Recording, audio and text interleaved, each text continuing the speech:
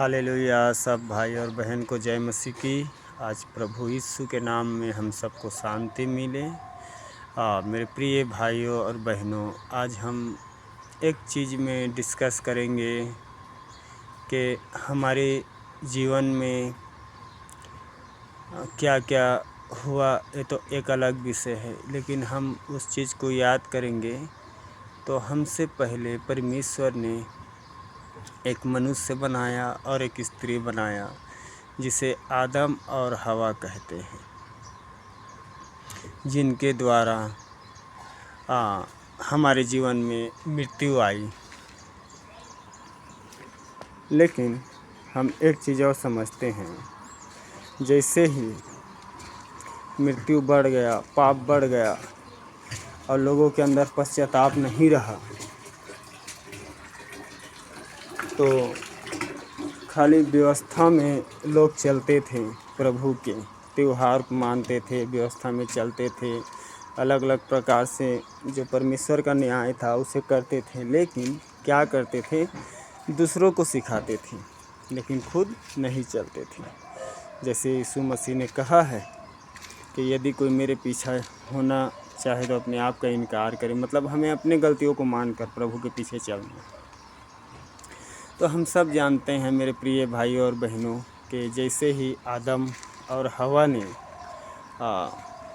लालच में पड़कर जो मृत्यु की भोजन को खाया और परमेश्वर से दूर हो गया, वैसे ही सेम टू सेम अभी की जो जनरेशन है, अभी की जो पीढ़ी है, सेम टू सेम ऐसे ही चल रहा है।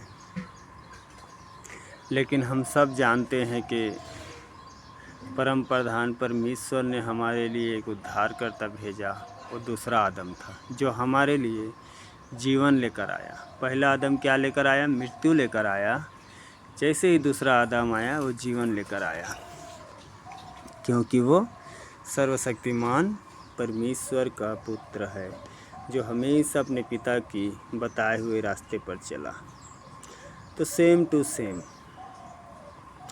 ये अगर पहला आदम से ही हमारा व्यवहार, हमारा चाल चलन रहता है, तो हम अपने बच्चों को भी वही रास्ता दिखाएंगे।